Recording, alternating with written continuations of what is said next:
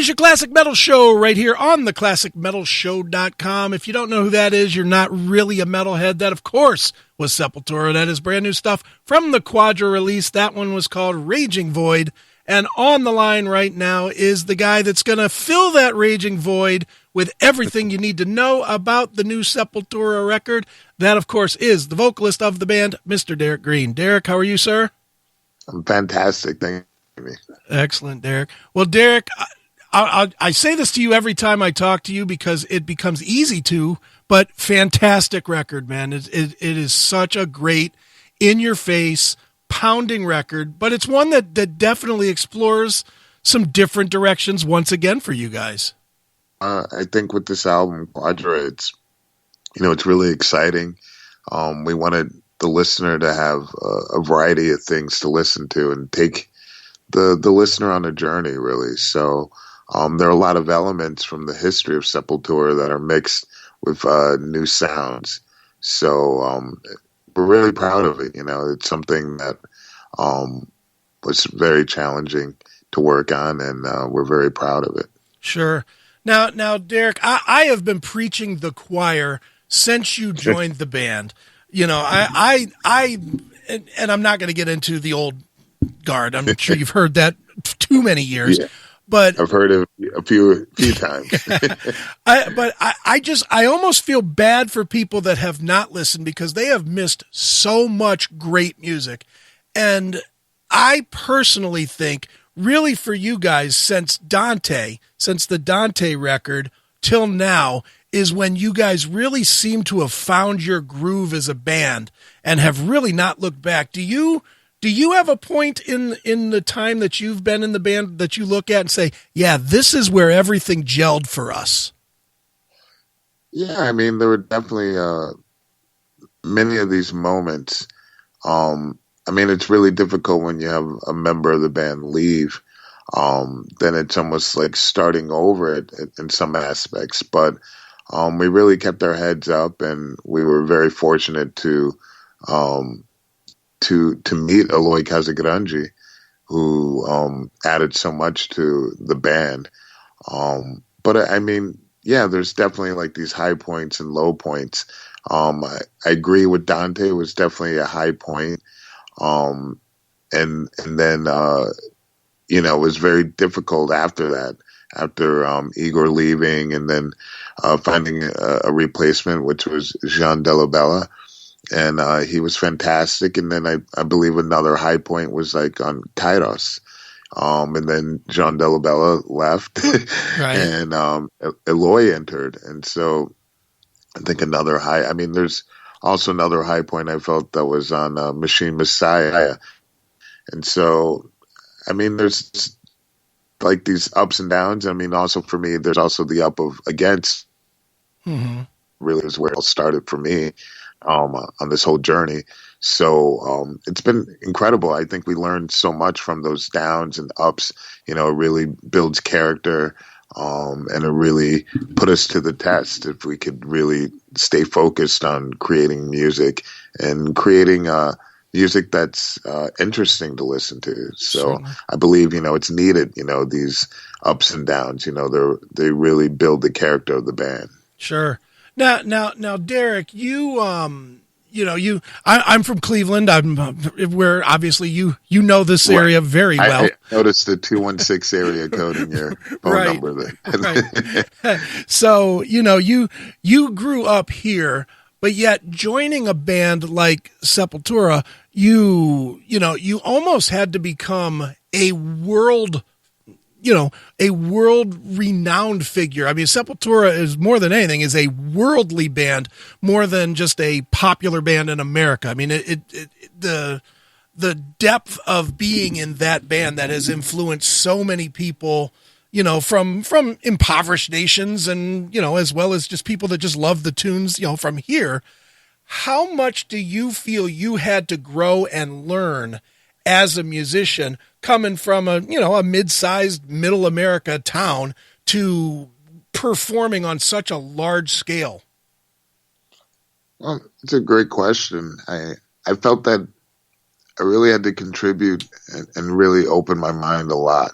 I mean, it was already really very open to do anything that was needed in order to really um, do my art, to sing, to play music. It was always a dream of mine, and that started in Cleveland, of course.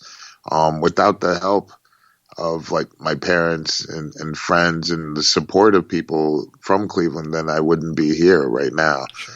And so my parents allowing me to rehearse in the basement and with friends of mine that I grew up with, it carries on with you, these little points in your life, they can add to your character and build up who you can be.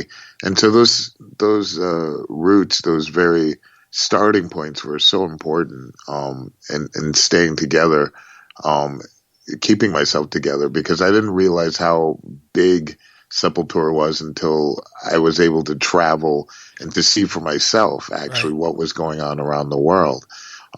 So, I mean, you can imagine that, from an outsider's point of view, and as a fan, because I was a fan before joining the band. I wasn't fanatical, but I was a definite fan. And it was absolutely different once I was inside the band, and I ended up moving to Brazil, spending 20-something years living there, learning the language and the culture. I became a part of that culture, and I felt very good, and it was very inviting, and it was something that was such a learning experience. It still is, and I definitely had to become very worldly and very. I was always very curious to know about, different places, and traveling was something I always wanted to do. So it was very easy for me to adapt, and I loved that, being able to adapt to wherever we were going.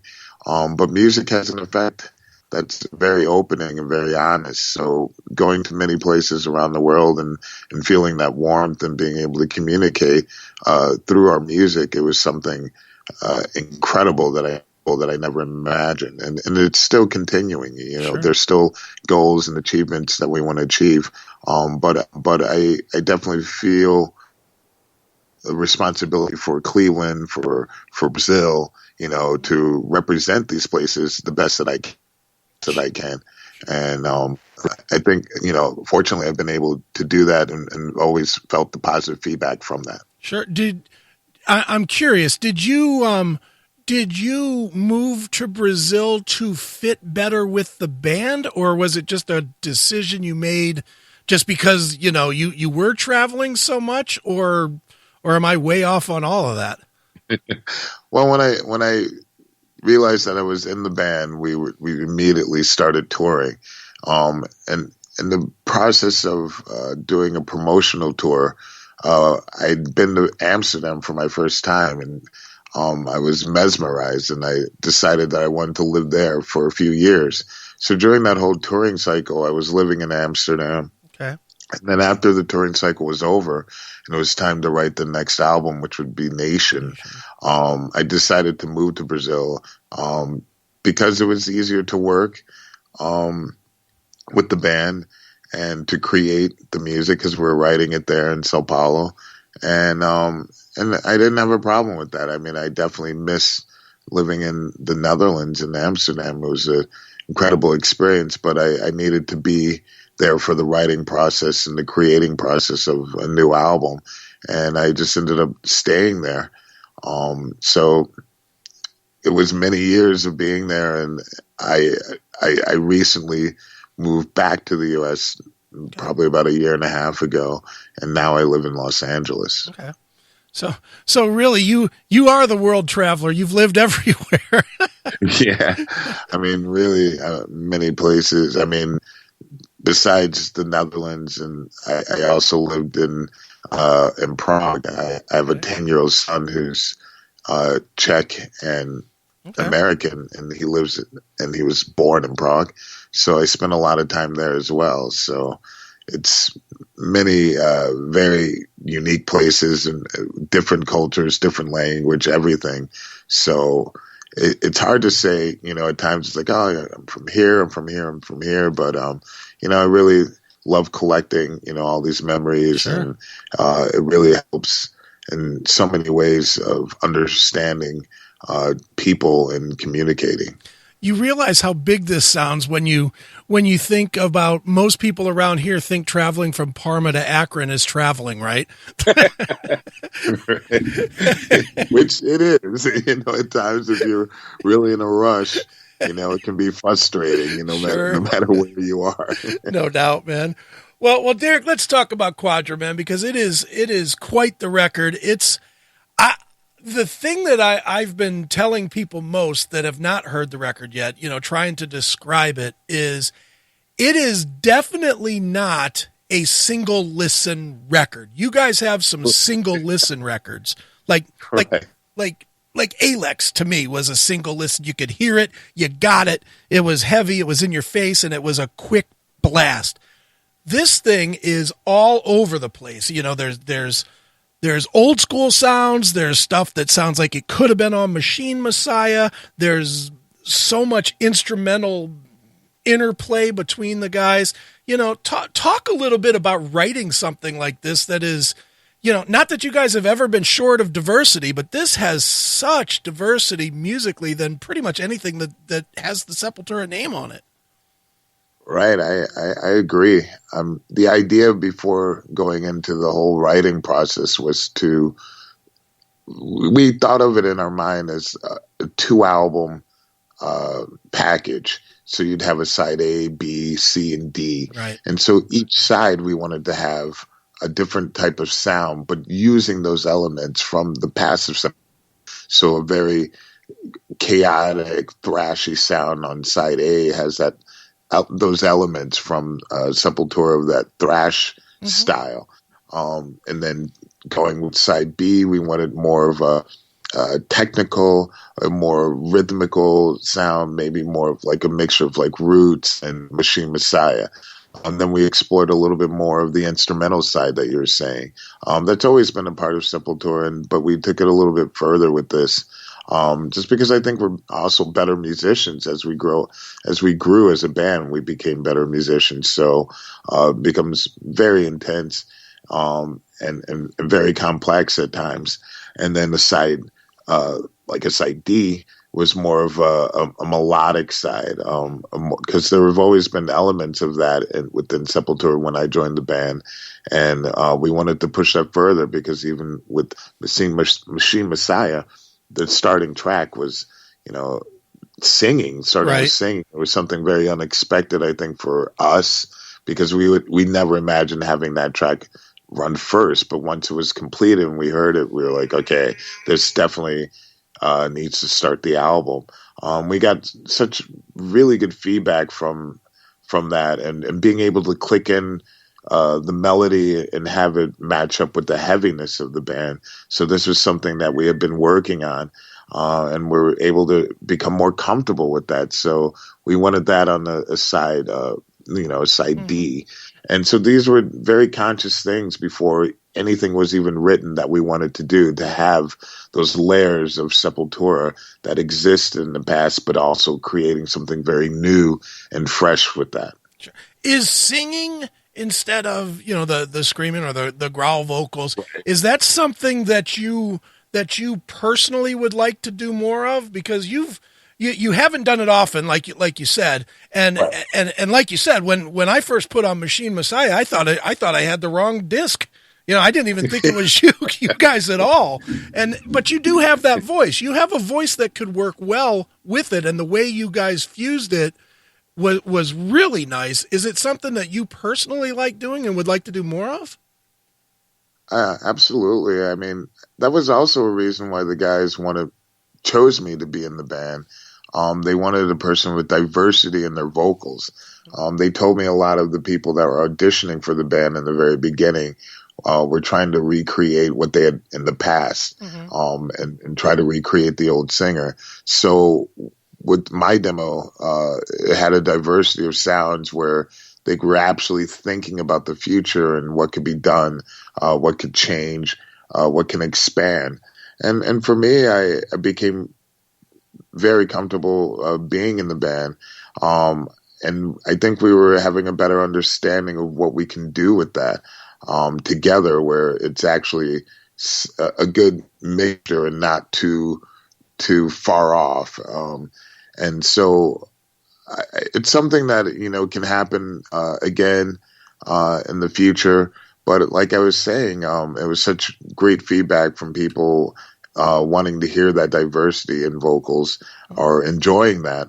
And for myself, it's something that came very natural. It's something I've always done is sing.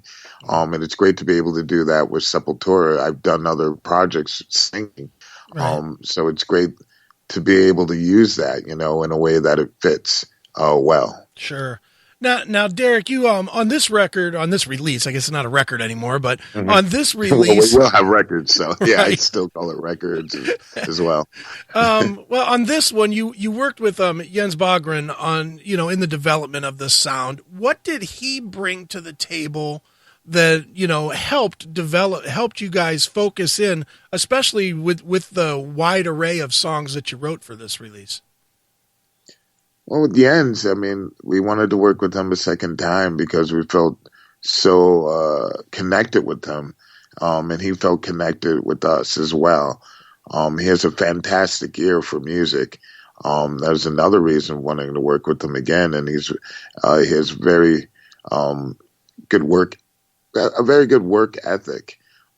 He cares about his work. He loves his work, and he really knows what he's talking about. When he's giving criticism, there's a reason behind that, and he can explain why. And this is really positive, when it comes to wanting to do your best and hearing feedback.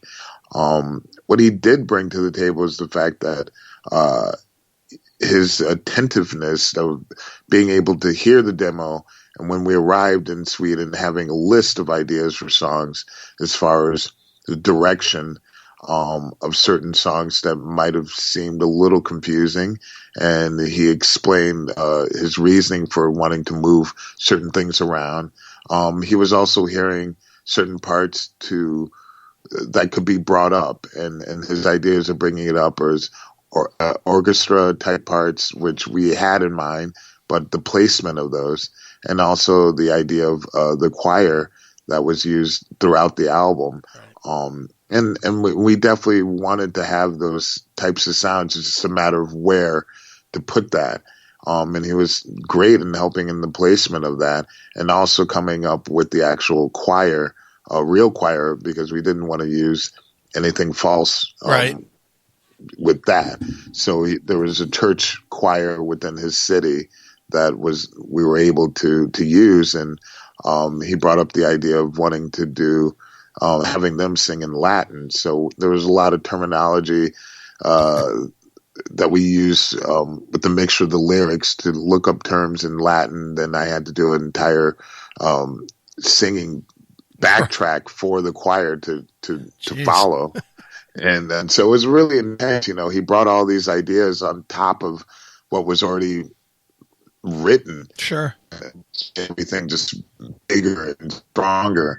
And he's there for, the sloppiness, from demo stuff, but he was very not as strict on this recording process. He definitely felt that he wanted our natural ability of playing and all those little nuances to go along with it, to be loose and to be open. And so it just made for a fantastic sound in the end. Sure. Well, it definitely did. And, people here in the U.S. as well as overseas, I guess overseas for me anyway, are going to get their chance to see this. You've got an exciting U.S. tour starting pretty soon with Sacred Reich and Crowbar, as well as then you guys are doing the festivals, it looks like, in the summer. I'm curious for you, after doing this for so many years now, is there a different energy for you guys, not just yourself, but for Sepultura, when you play shows with the classic bands like a Sacred Reich or a Crowbar versus the hot bands of the moment? You've obviously played with both sets, and is there a different energy that comes from the older school shows versus the shows that have the more modern, newer bands on them? Oh, definitely. That's a really good question. I mean, we're friends with a lot of the older bands, and this, of course, Sacred Right and Crowbar. We're very good friends with, and we've toured with in the past. So it's a great energy, you know, very positive energy, and a love, you know, of why you're there. You know, it's like you have a better understanding, and so it's extreme amount of fun, and it's great seeing your friends play on stage. Um, Also challenging as well. It's very hot, playing very well for the crowd. You know, it becomes very challenging when one appeal to that crowd, maybe a younger crowd. And you just really want to play best in both scenarios. Because you're playing in front of new, fresh people, also you're playing in front of your peers, or also kicking ass. And both,